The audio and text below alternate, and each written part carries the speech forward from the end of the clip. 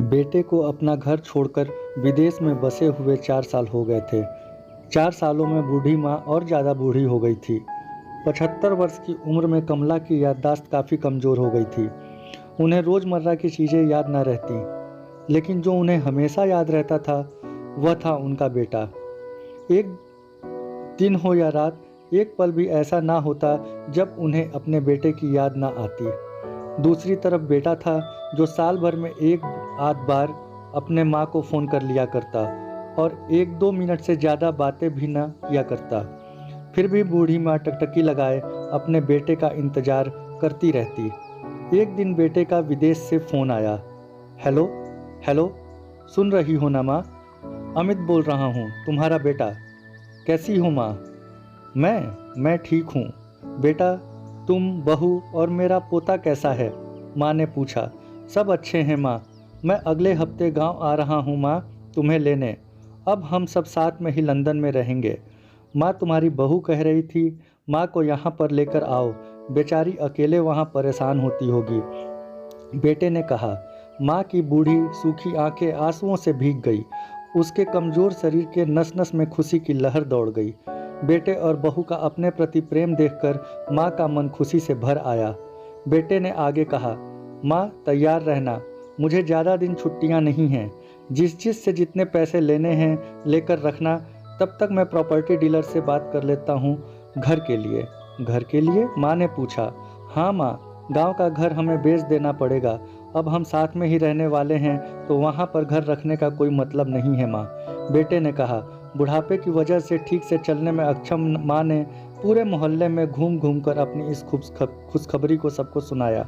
सभी को खुशी हुई। सबको लगा माँ जी के आखिरी दिन अपने परिवार के साथ खुशी से बीत जाएंगे। घर वापस आकर माँ ने अपने घर के कोने कोने को ऐसे देखा जैसे वह अपने दूसरे बेटे को देख रही हो। देखे भी क्यों ना, उस घर को अपने बेटे से कम थोड़ी समझा था।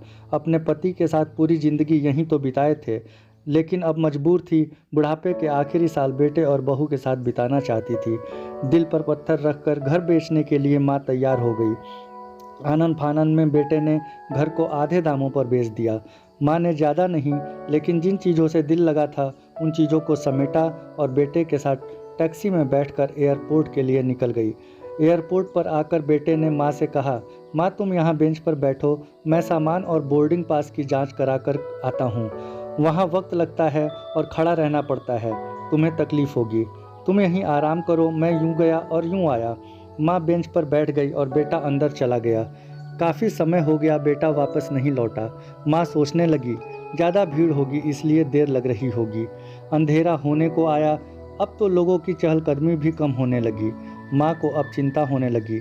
एक कर्मचारी ने आकर पूछा, किससे मिलना है माँ जी आपको? यहाँ पर क्यों बैठी हैं? डरती हुई आवाज़ में कमला देवी बोली, मेरा बेटा अंदर सामान की जांच कराने गया है, लंदन जा रहे हैं हम। क्या नाम है माँ जी आपके बेटे का? कर्मचारी ने पूछा। अमित नाम है मेरे बेटे का, कमला देवी ने बताया। कर्मचारी अंदर गया और थोड़ी देर बाद बाहर लौटा। उसने कमला देवी से कहा, माँ जी लंदन जाने वाली फ़्लाइट तो दोपहर में ही जा चुकी है और आपका बेटा भी उस फ्लाइट में बैठकर लंदन जा चुका है। अब आपके यहाँ बैठने का कोई मतलब नहीं है, आप भी अपने घर चली जाइए। क्या जा चुका है? और मैं घर जाऊँ? घर? माँ की आंखों से आंसुओं के सैलाब उठने लगे। जैसे तैसे माँ घर पहुँची, जो अब उसका था ही नहीं, बिक चुका था। वो वहीं बरामदे में तुलसी के पास सो गई। घर के नए मालिक को उस पर दया आई तो एक कमरा किराए से उसको दे दिया। पेंशन के पैसों से खाना और किराए का बंदोबस्त हो जाता था। दिन बीतने लगे। कुछ दिनों बाद घर के नए मालिक ने कमला देवी से कहा, माँ जी आप अपने रिश्तेदारों के यहाँ पर जाकर क्यों नहीं रहती हैं? इस उम्र में आपके लिए वही अच्छा होगा। अच्छा तो होगा, लेकिन अगर मेरा बेटा वापस आया तो उसका ख्याल कौन रखेगा? मेरा बेटा बहुत भोला है, उसे अपना ख्याल रखना बिल्कुल नहीं आता। मैं कहीं नहीं जाऊंगी, क्या पता कब उसे मेरी ज़रूरत पड़ जाए। माँ ने कहा। दोस्तों सच बता रहा हूँ, माँ की ऐसी बातें सुनकर मेरी आंखों में आंसू आ गए। किसी ने सच ही कहा है, पूत कपूत हो सकता है, लेकिन माता कभी कुमाता नहीं होती। दोस्तों आप सभी से हाथ जोड़कर विनती करता हूँ, अपने माता पिता की जितनी हो सके सेवा करना, उनके साथ कभी बुरा बर्ताव मत करना। मित्रों, उम्मीद करता हूँ कहानी आपको अच्छी लगी होगी। कहानी को लाइक करें और चैनल को सब्सक्राइब भी करें। धन्यवाद।